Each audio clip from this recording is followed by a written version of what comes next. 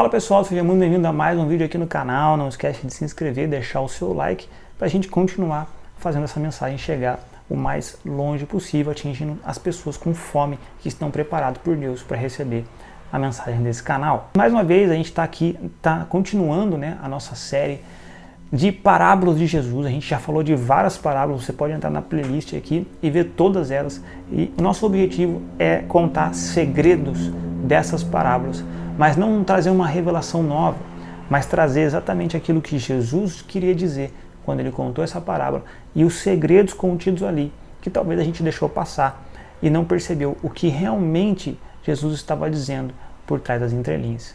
Então vamos lá. Nós vamos falar hoje da parábola das 10 virgens, né? Que são 5 virgens de um lado, 5 virgens do outro, que são as prudentes e as imprudentes. Como sempre, eu não vou ler o texto com você, o texto está em Mateus 25, você pode ler depois. Para te contextualizar, a parábola vai dizer que existiam 10 virgens e essas virgens elas estavam esperando, né, o noivo chegar, e elas carregavam suas lamparinas.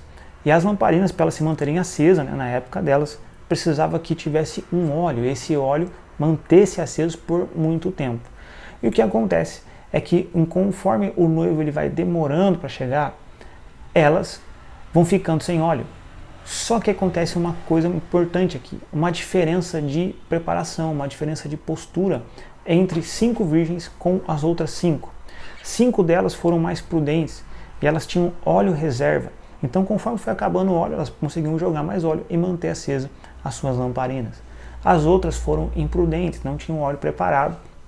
Então, elas saem para comprar esse óleo para ver se elas conseguem manter o óleo, conseguem manter a lamparina acesa. O problema é que nesse meio de caminho o noivo chega e ele abre a porta da casa e as 5 virgens que eram prudentes elas entram. Já as outras 5 não dá tempo delas voltarem e elas ficam para fora e elas não entram para se encontrar com o noivo. E o que isso significa para nós? Eu quero trazer para você 5 pontos que nos ajudam a entender o que essa parábola tem a nos ensinar. A primeira coisa que eu quero que você se atente a essa parábola é o seguinte: as virgens prudentes, elas não eram mais espirituais, elas eram mais responsáveis. A diferença entre elas não era a espiritualidade, mas a responsabilidade. Todas tinham lâmpadas, todas tinham a oportunidade, mas só 5 tinham óleo suficiente para sustentar até o fim. E a chave está aqui. Na vida cristã, vale mais a constância do que a intensidade. Então a gente precisa despertar para isso, porque eu já vi muita gente ensinando sobre essa parábola e fala como tem a palavra óleo ali, elas entendem sobre unção, elas entendem sobre, sei lá, o que elas entendem, um dom, sei lá, queimar por Jesus, esse tipo de coisa. E o que eu quero dizer aqui é que esse óleo fala da responsabilidade. Existia algo que elas precisavam ter para que elas estivessem preparadas e prontas esperando o noivo. Existem coisas na nossa vida que nós precisamos estar preparados e ter para a volta de Jesus. Nós precisamos estar atentos, nós precisamos estar em intimidade, nós precisamos estar em sacerdócio, nós precisamos estar inteiros com as Escrituras, nós precisamos estar inteiros como o corpo de Cristo, como igreja, vivendo igreja. E o que acontece é que muitas vezes nós vivemos com irresponsabilidade. Conforme o noivo demora, corre o risco de que a gente venha perdendo um pouco a nossa postura, venha perdendo um pouco a responsabilidade. E isso é como qualquer coisa na vida que a gente vai fazer. Se você começa a treinar, daqui a pouco dá uns meses, você já não quer mais continuar. Às vezes o resultado não vem da forma que você esperava. Às vezes você começou um relacionamento e não era do jeito que você imaginou. Às vezes você foi para um trabalho que você tanto orou para Deus, aí na hora que você consegue trabalho, passa uns meses e você fala, cara, eu acho que não era isso. Acho que esse trabalho não era para mim, acho que eu achei que ia fazer outras coisas aqui, estou vivendo outras coisas. E a gente não suporta os processos, a gente não suporta o tempo, a gente não aguenta a espera. Ainda mais a nossa geração, que é uma geração de que tudo é muito rápido, tudo é muito fácil. Mas nós precisamos ter responsabilidade. Não é sobre ser espiritual, mas é sobre ser responsável. Porque a responsabilidade vai nos manter espirituais, vai nos manter atentos, vigilantes, orando o tempo todo.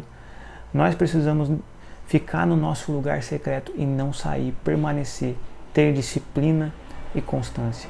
Que isso vai nos proteger de faltar óleo na nossa vida, de faltar unção, de faltar palavra de Deus, de faltar oração, faltar visão profética e autoridade espiritual quando as coisas chegarem diante de nós. Segunda coisa, óleo não se empresta. Tem coisa que ninguém pode fazer por você. As 5 virgens prudentes, elas disseram, olha, não dá para compartilhar óleo com vocês. Por quê? Porque o óleo, ele fala da vida com Deus, intimidade, disciplina, processo. Isso são coisas que não dá para você emprestar para as outras pessoas, porque ninguém pode buscar Deus por você. Ninguém pode fazer aquilo que nós temos que fazer. Ninguém é responsável de fazer algo que nós somos responsáveis de fazer. Nós precisamos ter autorresponsabilidade. Eu não estou aqui com um papinho de coach, nós estamos vendo aqui uma parábola de Jesus em que ele está mostrando que a falta de responsabilidade de algumas pessoas fez elas perderem o momento que Jesus estava voltando. Então, às vezes, cara, a gente tem que parar de espiritualizar tudo. E eu também não quero, de uma forma, dizer que não existem coisas espirituais. Eu quero dizer que nossa vida é espiritual. Nós não temos que espiritualizar. Nossa vida ela é espiritual, porque nós somos espirituais. Deus é espírito. Não tem como nos relacionar com Deus não sendo espirituais. Mas nós vivemos nessa terra. E nessa terra, ela funciona por responsabilidade, por disciplina, por plantar e colher, por coisas que o próprio Deus deixou para que nós praticássemos. Então você precisa colocar uma coisa na sua cabeça. Ninguém pode buscar Deus por você. Ninguém pode amar sua esposa por você, seu marido por você, cuidar dos seus filhos por você, que hoje tem um monte de pai aí que não cuida dos filhos, larga com a avó, larga na escola e não dá educação para o seu filho. Depois não sabe que o filho não cresceu sem Deus, porque foi outra pessoa que educou ele. Ou transfere a responsabilidade para a sala de criança. Ninguém pode fazer por nós o que nós devemos fazer. Ninguém vai conseguir cuidar da nossa própria saúde. Esses dias eu vi um corte de YouTube falando sobre milionários, né? Eles estavam vários milionários sentados na mesa e um deles pergunta assim, olha, o que você acha mais difícil? Você acha mais difícil meter um shape, né? Ficar sarado, forte e tal? Ou ser milionário? Ele fala, cara, eu acho que é mais difícil meter o shape. Porque eu consigo, com a empresa, delegar processos, escolher as pessoas certas, entender como é que funciona o negócio. Mas ninguém pode ir na academia por mim. Ninguém vai comer no meu lugar, ninguém vai ter que comer os alimentos saudáveis, ninguém vai ter que dormir mais cedo, ninguém vai ter que fazer a corrida de esteira de 5, 10, 20 quilômetros que eu tenho que fazer. Ninguém vai poder fazer por mim. Então, não transfira a responsabilidade para os outros. Não ache que os outros te devam alguma coisa. A Bíblia fala, se nós devemos algo para alguém que seja amor, nós não devemos nada para ninguém e ninguém nos deve nada. Você precisa ser responsável da sua vida. Governe a sua vida, porque isso vem de conforme você tem uma vida interior alinhada, o exterior vai se organizar. A terceira coisa que essa parábola nos ensina é que Jesus, ele não quer perfeição. Jesus, ele quer prontidão. Muita gente teme a volta de Jesus por causa da perfeição, mas não foi isso que ele nos pediu. A parábola das 10 virgens não é sobre falhas, mas é sobre a falta de preparo. As virgens prudentes, elas tinham falhas, mas elas estavam preparadas. Elas tinham óleo. As loucas, elas tinham a lâmpada, mas elas não tinham uma constância. Então a chave é que a sua prontidão, ela importa mais do que a sua performance. Estar preparado é mais importante do que você performar, é mais importante do que você ter uma grande atuação naquele dia. O que mais me toca, assim, caminhando muitos anos com algumas pessoas, é o quanto algumas pessoas estão há muito tempo fazendo a mesma coisa, servindo no mesmo ministério, obedecendo ao Senhor em inúmeras fases, aceitando processos, mas elas continuam lá, elas permanecem fiel. E é muito interessante que Jesus ele diz, né, que ao que vencer nas cartas de Apocalipse, aos que permanecerem até o final, ele diz servo bom e fiel. Muitas pessoas elas querem ser boas só. Eu quero ser bom naquilo que eu fiz para Deus. Eu quero entregar o melhor. E ok. Mas também ele diz para ser fiel. Servo bom e servo fiel. A falta às vezes de constância, a falta de entender que nós não estamos numa corrida de tiro curto. Nós estamos numa corrida de longa distância. Uma maratona. Nós estamos correndo algo que vai por toda a nossa vida. Então não é sobre eu buscar Deus todos os dias intensamente, loucamente, que eu não vou conseguir. Vão ter dias que às vezes minha rotina não vai me deixar fazer, vão ter dias que às vezes eu não vou estar bem, vai ter dia que você vai acordar doente, vai ter dia que as coisas não vão acontecer como você planejou, vai ter dia que alguém morre. E se a gente determinou uma perfeição, algo inalcançável, nós nunca vamos alcançar. mas agora continuar amando a Deus todos os dias, buscando Ele um pouco mais, avançando um pouco mais, de dia a dia, de glória em glória, de passo em passo, de fé em fé, como diz as Escrituras, porque esse é o padrão da Bíblia. O padrão da Bíblia não é só mergulhar e pronto.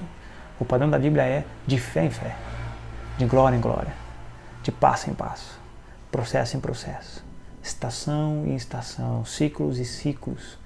Então nós vamos avançando e conhecendo mais a Deus, entendendo mais as coisas de Deus, pegando coisas que nós já sabemos, mas agora entendendo elas de uma forma mais profunda, de uma forma que a gente ainda não conhecia. Como diz Jó, depois ele passar por um processo, ele fala, eu conhecia Deus de ouvir falar, eu tinha um conhecimento de quem Deus era, eu fazia as coisas e tinha uma postura correta. Mas ele fala, agora, depois do processo, depois dessa estação, eu conheço a Deus de uma forma totalmente diferente. O quarto ensinamento que a gente pode tirar dessa parábola é que nós podemos ter lâmpada, mas sem o óleo não teremos um chamado. Você pode ter lâmpada, mas sem óleo você não vai sustentar o chamado. Talvez o problema não é que você tem um chamado, mas que te falta óleo. A lâmpada, ela representa o chamado. O óleo representa a vida espiritual que sustenta esse chamado. Sem óleo, qualquer ministério apaga. Nunca coloque o seu ministério à frente da sua vida com Deus. Sabe, isso é um desafio muito grande. Se você é um tipo de pessoa que já serve o Senhor há bastante tempo, você sabe o como isso é difícil, né? Porque muitas vezes nós temos tantas escalas, tantas responsabilidades, tantos compromissos. Sem perceber, a gente começa a colocar essas coisas acima da nossa vida com Deus. Eu já fiz isso em vários momentos da minha vida e por isso eu posso te falar com grande autoridade sobre isso, de que se você colocar o seu ministério à frente da sua vida com Deus, você não vai suportar ficar lá, você não vai aguentar, porque uma hora o óleo acaba e você vai começar a fazer com a força do braço, com a força da experiência, com tudo aquilo que você ganhou e adquiriu durante os anos, mas sem mais a revelação, sem a visão profética, sem a autoridade de Deus para estar fazendo aquilo. Isso vai tornar tudo mais difícil, vai tornar tudo mais engessado, robótico, porque falta verdade, falta óleo, falta vida com Deus, falta misericórdia, mansidão, falta frutos do Espírito. Essas coisas que nos sustentam na caminhada. Então não coloque, sabe, não seja alguém que faz muito, mas seja alguém que faz aquilo que Deus te pede para fazer. Busque ser alguém que é mais obediente a Deus do que alguém que faz muito e está envolvido em tudo que a igreja tem para fazer.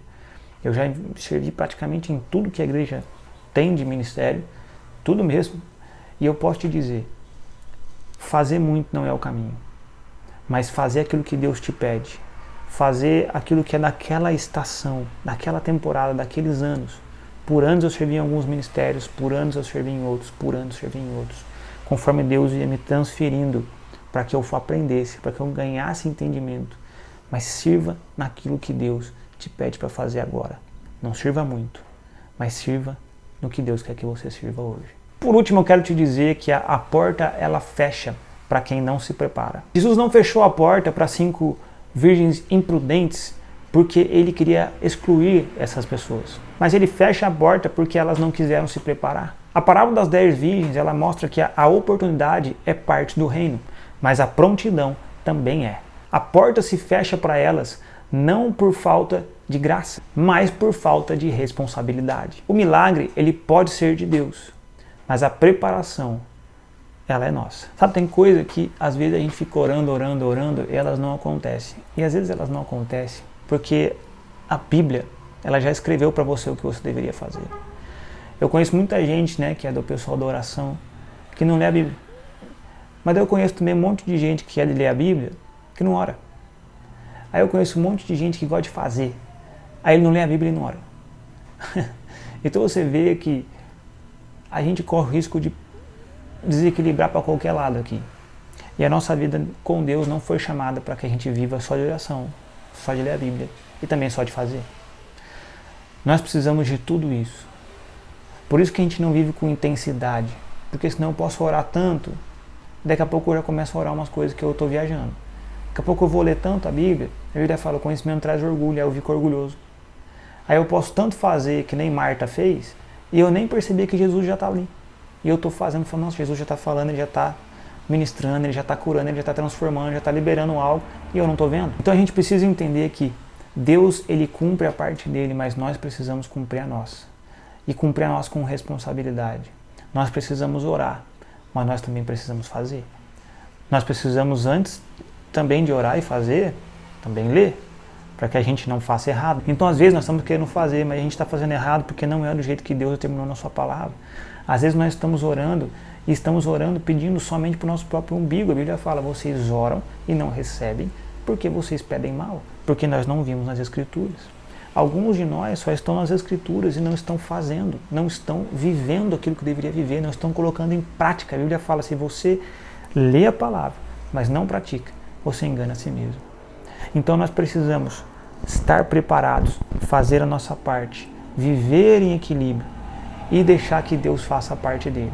Aquilo que é de Deus é de Deus. Ele não é como o homem, a Bíblia diz que ele não é como o homem para que ele minta, ele não é como o homem para que se arrependa, que aquele que começou a boa obra há de terminá-la, que os planos dele são muito mais altos, que os planos deles não conseguiram nem chegar ao nosso coração, nem à mente do homem, porque nós não conseguimos entender os planos de Deus. Deus é Deus e ele vai fazer o que ele disse que ia fazer.